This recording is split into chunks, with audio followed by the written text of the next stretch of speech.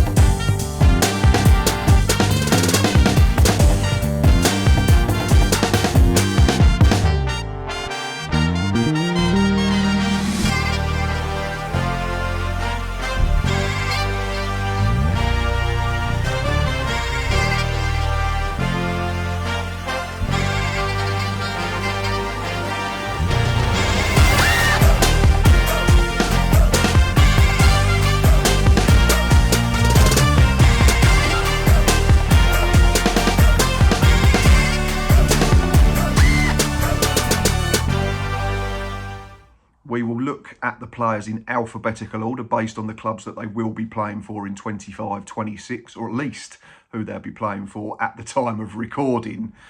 First up is a very experienced front man. He's 33 years of age now. He's been around the block. He's played at a higher level. He's averaged 15 goals per season over a 15-campaign career. He has played for his country on numerous occasions as well. He's hit 19 plus goals in 5 separate seasons in the league. And at his current club, he's got 39 strikes in 77 appearances. I am talking about the man who was on fire and still is on fire to a degree. It's Will Grigg of Chesterfield, vastly experienced front man. You know exactly what you're going to get with Will Grigg. He's a proper penalty box striker, comes alive. He's not going to do loads of work outside the post. He's not going to do loads of work outside the 18-yard box, but he will be a threat when the ball comes into them dangerous areas. He's good in the air. He's got 2 good feet. He scores different types of goals. Like I say, he's great for the younger strikers around the football club that he's playing for. Reminds me of almost like a 1990s type striker when you used to play a good old-fashioned 4-4-2. In the sense, like I've already said, that he's not going to do loads of work like your modern day strikers do out wide or dropping that deep. But give him a chance and 9 times out of 10 he'll bury it in the back of the net. So yeah, he's my first pick. If you look at his stats for 24-25, as his club just missed out on the League Two playoffs, he played 30 times, he contributed 12 goals and 2 assists from his 59 minutes per game. Them goals came along at every 147 minutes, which is better than 1 in 2 if you base it over 90-minute football matches. 41% conversion rate is absolutely ridiculous for the level as well. To reiterate that point about him being a penalty box striker, all of his goals, all 12 of them in the league, came inside the penalty area. I'm not sure he's renowned for, 25, 30-yard blockbusters, but a goal's a goal at the end of the day. You don't get bonus points for artistic impression, do you? It's not gymnastics. Yeah, he had a 70% pass ratio as well, so it shows that he links up the play really well. 18 key passes last season, and yeah, I've just written in the area. He's an absolute menace. He's a proper fox in the box, like I've said, and he comes alive. So yeah, my first pick as an outsider for top scorer next season is Chesterfield's Will Grigg. Second up is a man who only this week has moved to his current football club, and he's jumped up from the National League, having plied his trade in non-league circles for a while. He's 26 years of old, and he's just left Sutton United to join Fleetwood. I'm talking about Will Davies. Yeah, he's probably only come to the forefront of people's minds in the last couple of years, to be fair. Not much to write home about up until 23, 24, certainly at a level that you'd say is at least almost on a par with League Two. And we've said lots of times that the National League is pretty much League Three now. Is the gap between National League and National League South or North that big? I'm not entirely sure. I don't watch loads of it, but there's plenty of good players in and around them two divisions. In 23-24, Will averaged a goal every other game for Braintree as he hit 7 in 14 before he got a move to the National League main division from National League South. He joined York City and he hit 5 in 20 games for them, so 1 in 4. So that ratio dropped a little bit, but he ended with 12 in 40 overall. And at 240 minutes per goal, which is less than 1 in 3, you're looking at 15 over a full league season, which is nothing to be sniffed at all. And in terms of last season, he was very, very good, wasn't he? Sutton probably underwhelmed, I think it's fair to say, having dropped out of the Football League. But at the same time, we know how difficult the National League is to get out of. There's been some powerhouses that have got stuck in that league for a long, long time. Wrexham took ages to get out of it. Notts County were down there for a few years before getting promoted. There's still plenty of what you'd call Football League teams in that division as well. But yeah, in 24-25, Davies played 44 times, which included 40 starts. He hit 17 goals and claimed 3 assists, which gave him a round total of 20 goal contributions. He had 88 shots in total, so you're looking at 2 a game exactly, and 35 of them were on target, which is a decent return. I think you're looking at about 40%. Took 3 penalties throughout the campaign and scored 2 of them, so he's decent enough from the spot. 70% pass ratio as well, which is good, and 22 key passes indicates that he's willing to get teammates into the game and create chances for them as well. But he's a striker at the end of the day, and his bread and butter is scoring goals, not setting them up for others. And I think they're always born a little bit different, frontmen, aren't they? They're going to be a little bit selfish, and that's what makes them successful. He also had a 78% dribble success rate, which is really, really good. So indicates that he's willing and comfortable to run with the ball. The goals tally automatically says that he knows where the back of the net is and he's a good finisher. So if he can add more assists and other types of attributes to his game in 25-26, I think this could turn out to be a really, really clever bit of business from the Cod Army. So yeah, my second pick as a dark horse for top scorer is Fleetwood Town's Will Davies. Third on my list is a player that plays for my team, Gillingham, and I'm probably going to get met with a little bit of surprise, certainly from the fan base of our club and maybe from those that don't follow us so regularly. But I'm talking about 28-year-old Elliot Nevitt. Now, bear with me with this one, because if you look at his figures from last season, you're probably thinking that I've been drinking or he's paid me to put him in this video. But he's certainly an outsider in terms of his goals per game ratio throughout his career. If you look at him, his senior career, which he came into very late, he averages 9 or 10 per season. So he's got to go some. I think he's probably got to add 5 onto his career average to be in contention to be top scorer come the end of next season. But I think there are reasons to be optimistic. His work rate last season couldn't be questioned at all. With or without the ball, he'd run down every lost clause, he'd chase down every fullback, he'd put pressure on every centre-back or goalkeeper. He missed a penalty, which was a poor penalty, but he scores that at the start of January. He might have gone on a bit of a run. He hit the crossbar against Carlisle when he should have scored. I think Fleetwood, he scored a good goal. He then had keeper made a really good save. He had one that hit a defender's knee on the line and any other day would have gone in. I just think if we can get our attacking unit set up correctly, then Nevitt will still thrive. And other reasons to think that as well is he's tended to start slowly at his last 3 clubs. If you look at Tranmere, he didn't get going straight away, but I think he scored 5 in his last 7 or something like that for Rovers.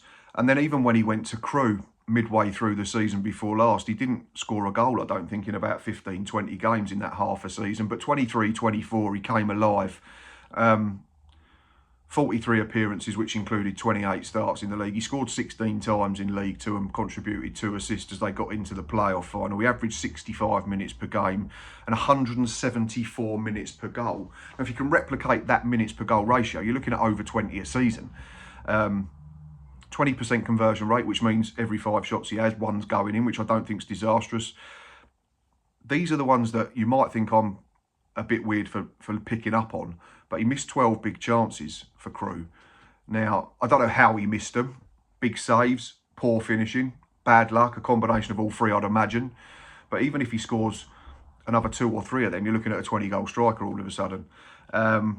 In 24-25, 36 appearances for the Gills, just 4 goals, 2 assists. Played 76 minutes per game. Missed 9 big chances as well, and I've already mentioned some of them. So it's not like he's not getting into the right areas. It's not like he's not getting chances. And I think if we can get Bradley Dack on the pitch more, if we can keep Aaron Rowe fit, if we can add to that group, we've already brought in Seb Palmer-Holden, then there's reasons to be encouraged by what we saw from Elliot Nevitt, even if the numbers don't back up my theories, and that's probably what they are at the moment. Like I say, he started slowly at every club, but he looked so much more of a threat under Gareth Ainsworth. He looked like he was enjoying his football. I think like a lot of the players, for the back end of the Mark Bonner reign and the John Coleman reign, everything looked like a bit of a chore. But he scored, I think he scored 2 in his last 6 or 7 under Ainsworth. And like I say, he was getting into the right areas, and he looked like a player playing with more confidence, and that's why I'm encouraged for 25-26. And my third pick for outsider for top scorer is the Gills' own Elliot Nevitt. The penultimate footballer on my list is a man who I personally think has probably been slightly underappreciated and underrated throughout his career, certainly in terms of fans that don't support the club he's playing for at the time. He's 31 years old now and he plays for Grimsby Town. I'm of course talking about Danny Rose. Is it double figures in 5 of the last 10 seasons wherever he's played in league football? That's League 1 and League 2. And if you look at his numbers since the start of 22-23, it's fair to say that he's got better and better with age. He's played 141 times in that period. He scored 39 goals and contributed 8 assists. That's 47 goal contributions in total. He's averaged 71 minutes per game, and his strikes come every 257 minutes, which, if you play for a full 46 game campaign, it equals 16 league goals, which I think would have you there or thereabouts this season. If you take out, like I say, Michael Cheek's record last season, which was frankly phenomenal and fair play to him, everyone else was fairly close in terms of numbers, weren't they? 16, 17, 18, that type of thing. And then you had a lot of people sort of between 10 and 14 underneath that as well. So like the division itself, I think the race might be more open this year for the Golden Boot. Yeah, he's hard-working. He's a proper penalty box striker. He's got great positional sense for me. I think he always seems to be a player that's in the right time, in the right place at the right time. That's always something that struck me with Danny Rose whenever I've watched him, whether that's on the telly, on highlights packages, or seeing him against Gills for various clubs. He's not the quickest, but I think he's very intelligent. And like I say, he knows where to be, knows how to position himself when the ball comes into the right areas. And that's how he gets a lot of his goals. He's willing to do the dirty side as well and press from the front and help his team out that way. And yeah, I'm intrigued to see how he gets on under David Artell, because I think there's going to be slightly higher hopes for the Mariners this season after a fairly decent 24-25 where they finished just outside the playoff zone. It'd be interesting to see how they go, and he's a manager that knows how to get out of this division. In terms of numbers for Danny, last season, 45 appearances, which included 35 starts, 14 goals and 2 assists. He took 72 shots, of which exactly 50%, 36 of them were on target. Another player that comes alive in the 18-yard box. All of his goals were scored in the penalty area. He won 86 free kicks as well, which comes back to that intelligence and that ability to know where to position himself to earn free kicks, to get in front of the defenders, to make sure that his body's between opposition players and the ball. He's just a very good footballer at the level, and someone that I think, as I said right at the top of this piece, is slightly underrated. He never seems to be a name that's talked about by Sky Sports or there are other sports outlets out there, or the EFL people on social media. But yeah, I think he'd be a good shout. So next season's 4th pick for Dark Horse for top scorer is Danny Rose of Grimsby Town. Last but not least in my picks for top scorer Dark Horse is a man who had a fantastic season last year as he helped his team get promoted back into the Football League. They are historically one of the original Premier League football clubs. So there's your clue. I'm talking about Oldham Athletics' Mike Fondop, 31 years of age now. It's probably fair to say that Fondop's been a bit nomadic and a bit of a journeyman striker looking at his career as a whole. If you look at pre-Oldham, he played for 8 clubs, made 131 appearances and scored 25 goals. With 7 more assists for others, and averaged 53 minutes per game, and his goals per minutes ratio was 277, which wasn't shabby at all. But if you look at him since he's joined the Latics, he's played 120 times, he's contributed 40 goals and 12 assists. His minutes per game jumps up by 7 to 60 per game, and more importantly, that minutes per goal drops from 277 to 181, so it's 1 in 2. So you're looking at a good tally if he stays fit for a full season. And going back to the point about Michael Cheek, look how successful he was jumping up from League Two into from the National League into League Two. He had a phenomenal first campaign in the EFL. So Fondop will probably be using that as something of an inspiration. There's still plenty of good players at the level are over 30, so I don't think the age is an issue for Fondop. We've mentioned Cheek, we mentioned Andy Cook, Will Grigg, Jamil Mack got a dozen last season for Walsall, so I don't think age is a massive problem at all. He's big, he's strong, he's powerful, he's athletic, he's a handful. I've seen a lot of videos that my mate Lee from Around the Ground makes because he was following Oldham's progress to the playoff final at the end of the season. He looks like a proper character as well. Loves getting involved with the crowd, fist bumps and that type of thing, and interacting with his fan base, which is great to see. And if you look at his numbers for 24-25, they were superb. 48 appearances including the playoffs, 18 goals and 6 assists. So you're looking at a goal contribution every other game. 80 minutes per game, 213 minutes per goal. So again, that's, you know, just over 1 in 2, which is really, really promising. He had 58 shots on target, had a 72% pass ratio, an 81% dribble success rate as well, which is phenomenal. And he won 58 free kicks. So similarly to Danny Rose, or we've already spoken about, he's clever at getting his body in the way of defenders. He's able to earn free kicks, which eases the pressure, or in a more aggressive nature, it gets you set plays in dangerous areas where you can get balls into the box, which is where Fondop comes alive. 182 ball recovery, so he's more than able to do his work out of possession as well, and press from the front and try and turn over possession.